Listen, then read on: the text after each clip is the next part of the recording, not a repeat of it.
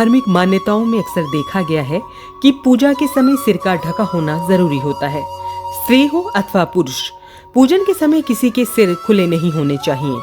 प्रत्येक धर्म में इस बात को स्वीकार भी किया जाता है और हम इस बात का पालन भी करते हैं। पर क्या आपको पता है इसके पीछे क्या पौराणिक मान्यताएं और वैज्ञानिक तथ्य छिपे हुए हैं? आइए जानते हैं। एकाग्रता में वृद्धि।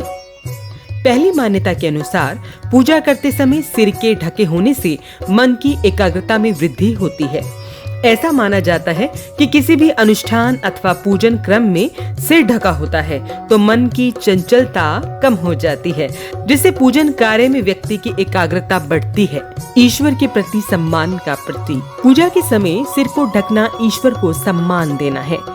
जिस तरह से घर के बड़े बुजुर्गों के सामने जाने से पहले महिलाएं अपनी साड़ी का आंचल सिर पर डाल लेती हैं, उसी तरह से हम किसी भी अनुष्ठान अथवा उपासना क्रम में सिर को ढककर जब ईश्वर के सामने प्रस्तुत होते हैं तो इसका तात्पर्य हमारा उनके प्रति सम्मान देना है।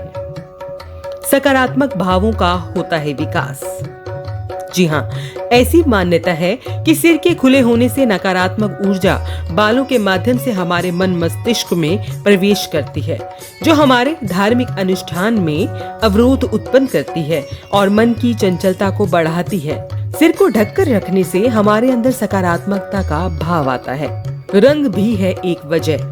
जी हाँ, ईश्वर की उपासना, मंदिर दर्शन अथवा धार्मिक अनुष्ठान में काले वस्त्रों का प्रयोग वर्जित बताया गया है, क्योंकि काला रंग नकारात्मकता का प्रतीक होता है। अब चूंकि हमारे सिर के बाल भी काले होते हैं, जो कि नकारात्मक ऊर्जा को अवशोषित कर लेते हैं, इसी कारण से भी सिर को ढकना जरूरी बताया गया है। तरंगे करती हैं आंदोलित। वायुमंडल में विभिन्न तरह की आकाशीय तरंगे अनवरत बहती रहती हैं, जिसमें बहुत सी तरंगे नकारात्मकता का भाव रखती हैं। सिर के खुले होने से यह तरंगे हमारे मन मस्तिष्क में प्रवेश करती हैं और हमारे उपासना में व्यवधान उत्पन्न करती हैं। ईश्वर प्राप्ति का मार्ग है ब्रह्मरंध्र। धार्मिक मान्यता के अनुसार सिर के बीच में सहस्त्रार चक्र होता है, जिसे ब्रह्मरंध्र के नाम से भी जानते हैं। इस सहस्त्रार चक्र को मनुष्य के 10 द्वारों में से एक माना गया है, यानी कि 2 गुप्तांग, 1 मुंह, 2 कान, 2 नाक, 2 आंखें और सबसे ऊपर 10वां द्वार सहस्त्रार चक्र होता है, जो ईश्वर प्राप्ति का द्वार बताया गया है। इसलिए धार्मिक अनुष्ठानों के समय इसे ढक करके रखने का विधान बताया गया है, जिससे इसकी सकारात्मकता बनी रहे। कीटाणु कर जाते हैं प्रवेश।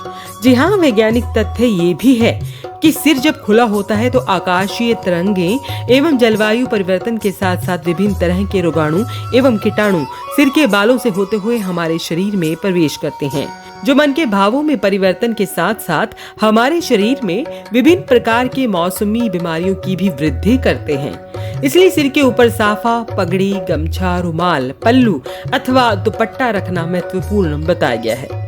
सिर कब कब ढका होना चाहिए?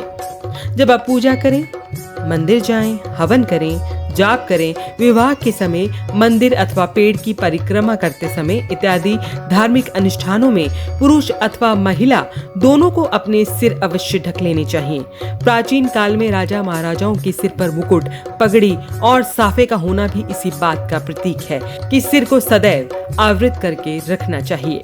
आपको हमारा ये वीडियो कैसा लगा? हमें कमेंट करके जरूर बताएं और हमारे इस YouTube चैनल को लाइक, सब्सक्राइब और शेयर करना ना भूलें। न्यूज़ फॉर इंडिया की ओर से आलोक प्रियदर्शनी व मनुस्मृति लखोत्रा की रिपोर्ट। धन्यवाद।